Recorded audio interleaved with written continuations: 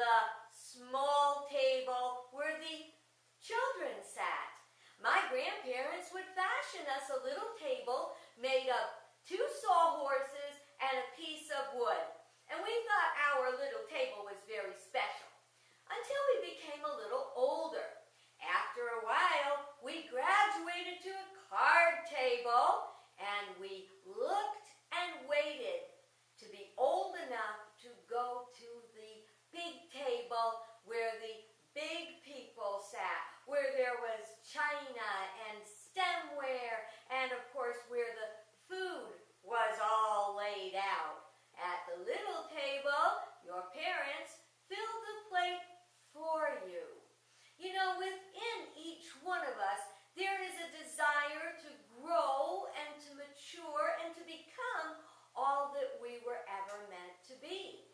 Spiritually, it's kind of like moving from a little table to a card table to a big table. We might want to look at it as spiritual childhood, adolescence, and maturity.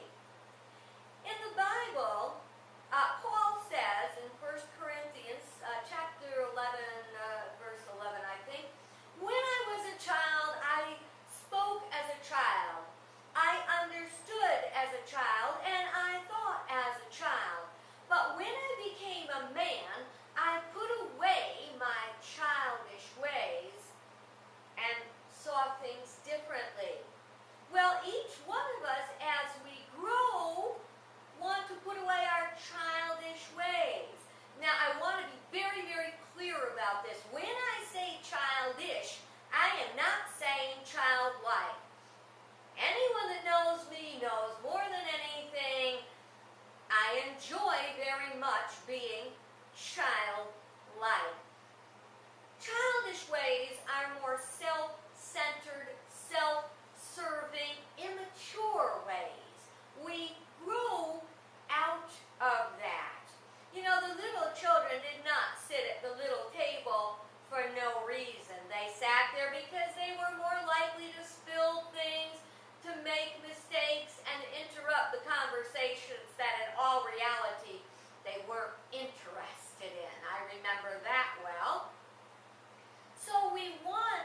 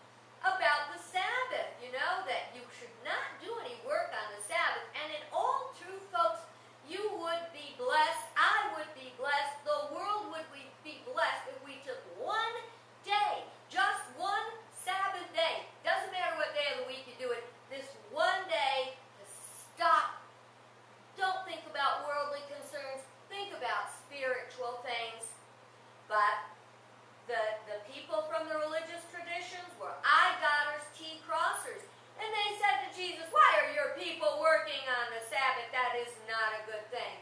Jesus said, whoa, wait a minute. You think I came to destroy the law, but I did not come to destroy the law. I came to fulfill it. I came to show you how it works so you can unlock the secrets that will give you spiritual power and maturity and victory. You want some of that? I want some of that. Each one of us, in truth, has within us desire to grow and to become and to blossom into all we were truly meant to be.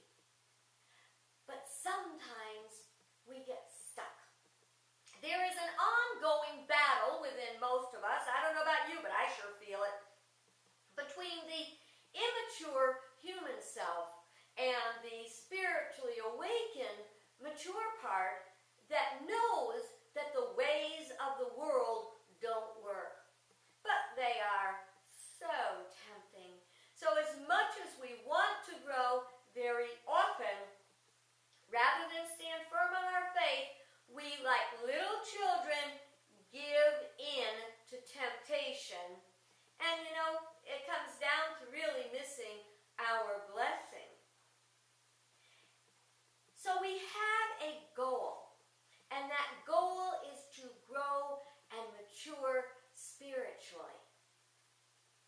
While it is easy to get off track, because our mind and our spirit has the ability to align with God, with all that is good, we can make that choice every time.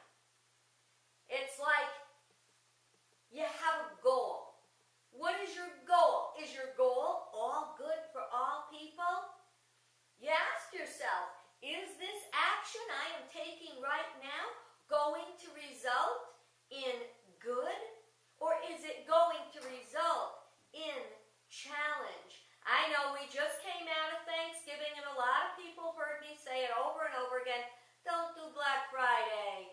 Please don't do Black Friday. Spend the time being thankful for what you have, thanks, and then sharing with others of your abundance. Giving. Thanks. Giving. It's not about going out and grabbing more. Now, am I being hoity-toity thinking I know better than you do? Why would I be telling you these things? Because I love you and I want you to be blessed by this powerful teaching. All we praise, bless, and give thanks for multiplies. We do not need to worry about all the sales out there. God's going to bless you good. Spiritual maturity says God is my source. Spiritual infancy says I need, I want, I need, I want, I don't have enough. Do you see what I'm saying? So when we are mature, we develop such things as patience, trust, faith. This is what it's like at the big table. Now I'm going to share something with you that is so amazing, and it is about living. When you get to spiritual maturity, you live beyond the law. The law no longer exists. You don't need it. Why? Because you have become it. You understand it. You know it. Jeremiah 31:33 says that, there will be a time I'm going to put my law in all people. They're going to know me. They're not going to need teachers anymore. They're not going to have to be schooled in a relationship with me because they're going to know they already have one. And you already have one. When we all get to the point where we don't need to be taught, where we don't need to keep overcoming our lower self, we will have achieved spiritual maturity.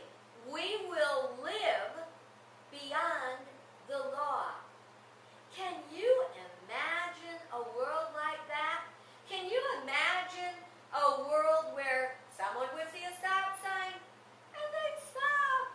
They wouldn't do the rolling stop. They'd do it right. They'd stop. They'd look both ways, make sure nothing and go on. Can you imagine a world of people being nice to each other and working as hard toward peace and prosperity for all people as they do for themselves?